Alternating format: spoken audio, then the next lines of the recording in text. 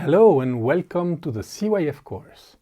Today we will speak about winning the heart of our children. At one point in the Proverbs, Solomon cries, "Oh my son, give me your heart." It is the cry of a father's heart which adds, "May your eyes take delight in following my ways." The two aspects are linked. Only by having the hearts of our children can we hope to make disciples of them. That is, they will enjoy entering into the way they should go. Following the Lord is a matter of the heart. It's a matter of relationship. It is not something that can be taught by lists of rules to follow, of behaviors to adopt.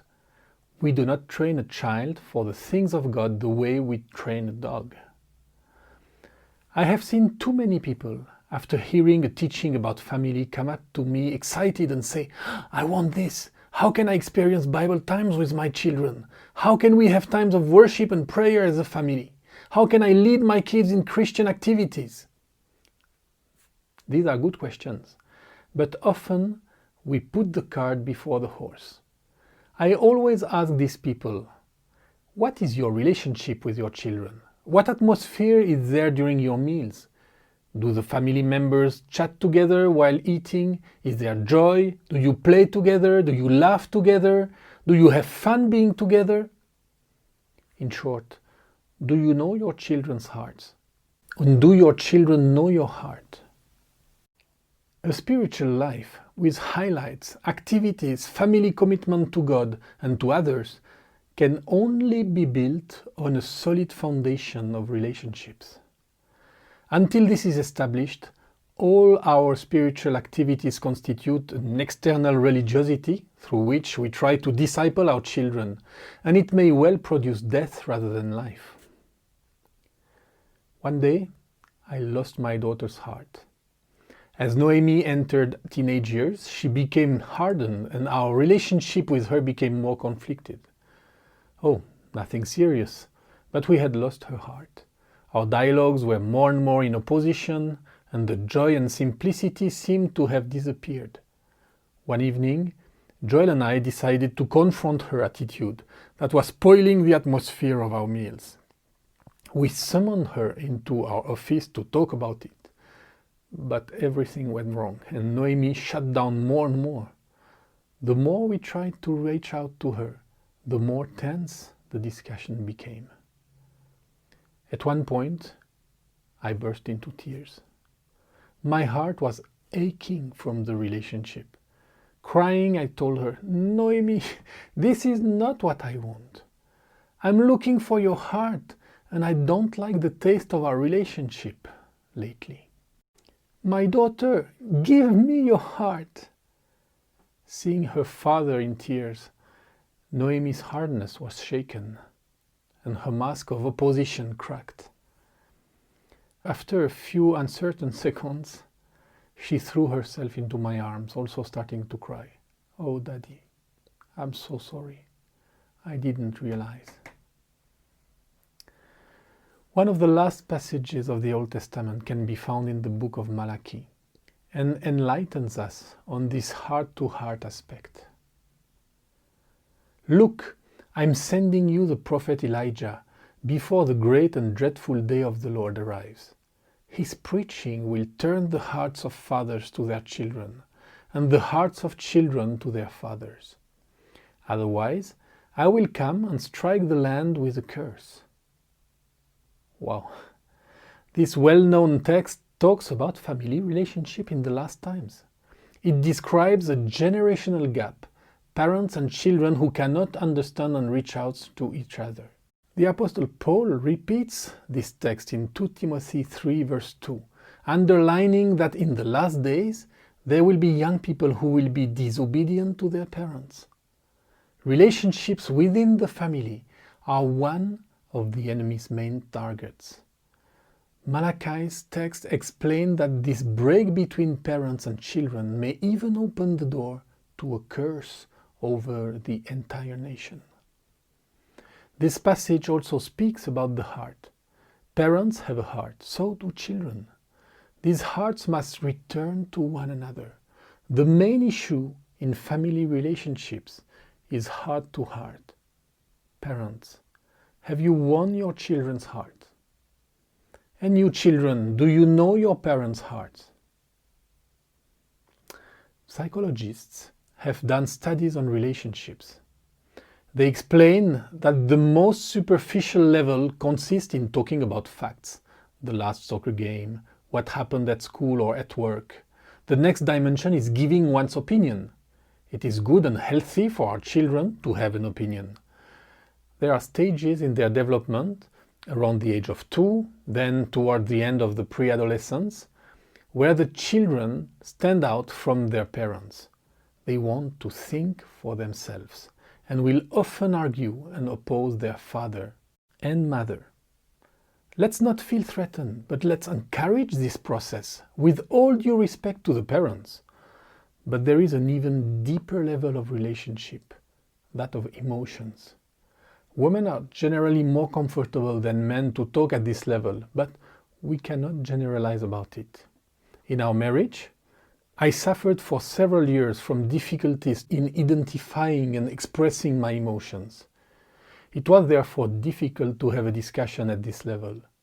It took me a long time to connect with what I was feeling and to be able to express it. Yet, it is on the level of emotions that we talk about heart to heart.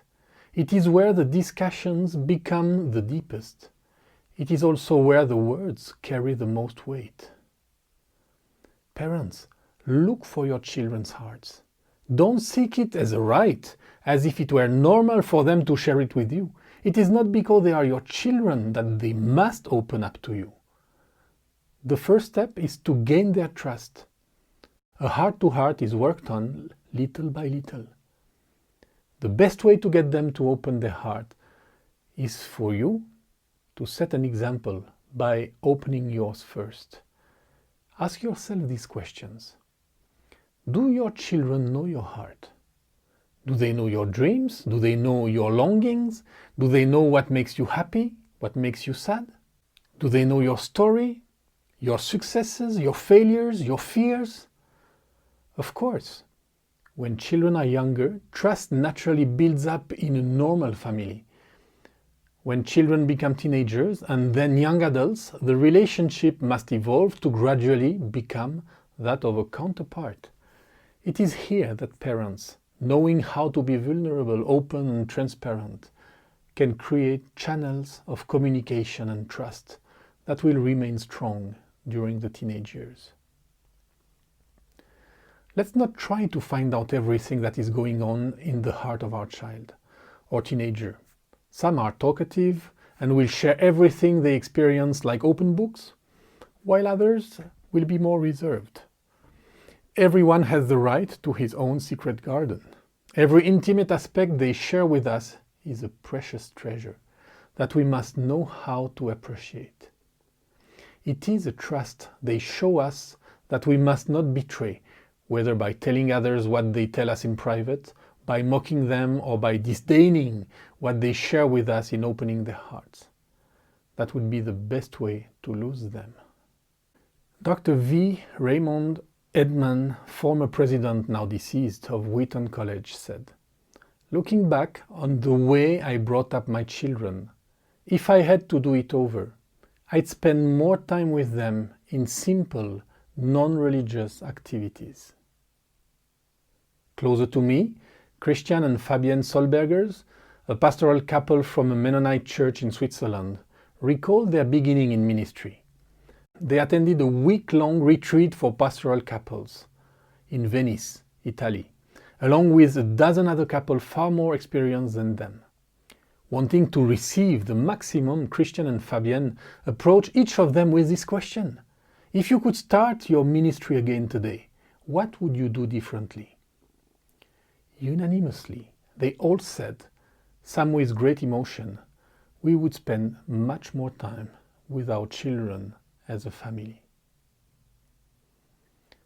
The Lord Himself seeks our hearts, and He invites us to discover His. Christianity is not a religion, but a heart story. If we want to reflect the Father, we will have to make our family a heart story. by opening our own and pursuing that of our children. But how do you win someone's heart? Some people are naturally spontaneous, relational, warm, open. Their heart seems accessible to all. Others are closed, silent, introverted. You never know what their heart is and how to access it. Likewise, some know how to speak from the heart and others don't. Would a heart-to-heart relationship be only for a certain category of personality? Or for an elite in emotional intelligence? No, of course. This is a dimension to which we are all invited. It is a learning process of authenticity, vulnerability, and transparency. It is an education of our emotions and a pedagogy of relationships. It is a process, because we all have to redeem experiences of betrayal, disappointment, frustration, and the wounds that have conditioned us, shut us down, and led us to build walls to protect ourselves, children and parents alike. And in this area, the parent is not always the one who knows. Sometimes it is our children and teenagers who teach us the language of the heart. How did God win your heart? He is the model parent. Our relationship with Him teaches us how to parent in turn. Here are some keys to moving forward in this area of heart-to-heart relationships. First, let's spend time with the person. We can't win someone's heart through superficial door-to-door discussion, or not even putting down our newspaper when we talk to them. Giving time communicates, I am interested in you, you are valuable, I like being with you. Next, let's watch our nonverbal language. Let's look at the person when we talk to them, when they talk to us. Let's have a posture that reflects our commitment to the relationship, like an open, smiling face. Let's practice active listening, rephrasing what the person is saying to make sure we have understood. Let's take an interest in the person. Sometimes when we talk to some people, it seems that their only interest in the relationship is to complain or talk about themselves. To win someone's heart, the person needs to perceive that we are more interested in listening to him than in overflowing him with our words. There is a reason why the Lord has given us 2 ears and 1 mouth. It is a search. It is a process. It is a treasure hunt, because a person's heart is his most precious asset.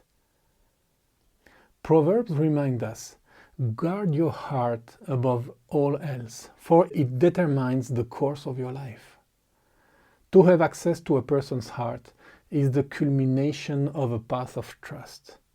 And Galatians adds, you will always harvest what you plant. In this area too, we must sow what we want to reap. In other words, if you want your children to open their hearts to you, open yours to them. Be real and authentic. Share. Express what you feel. Speak from the heart. It will be a great model for them to use and equip them for life. And most importantly, by being vulnerable, you are inviting them to be vulnerable in turn. Trust begets trust. I remember a youth group night.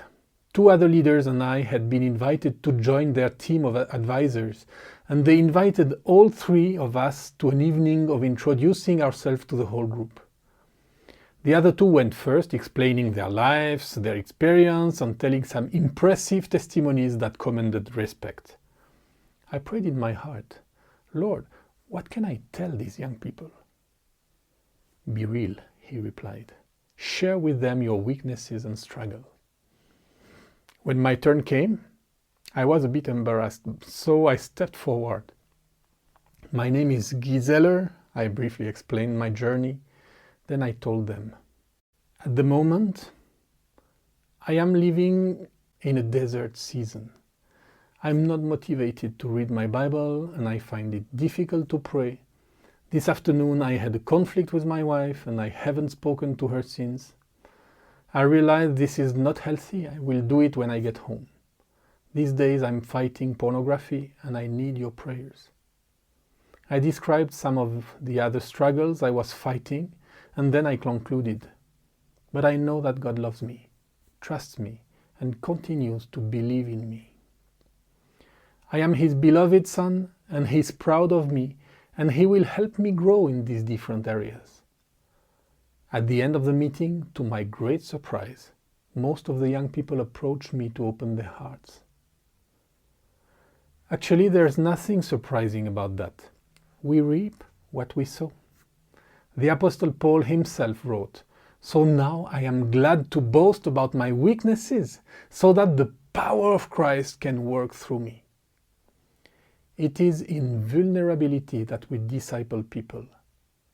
When we only tell about our strengths, our exploits, when we know everything better than the other, are always right, never apologize, we become untouchable, unreachable. People cannot identify with us, and we are disembodied because we are disconnected from our humanity. Now we'll put a few questions for you to process together, share, and pray. And I'd like to encourage you to model that already in your group. Be vulnerable, be real, be authentic, open to one another, and pray for one another. May the Lord bless you.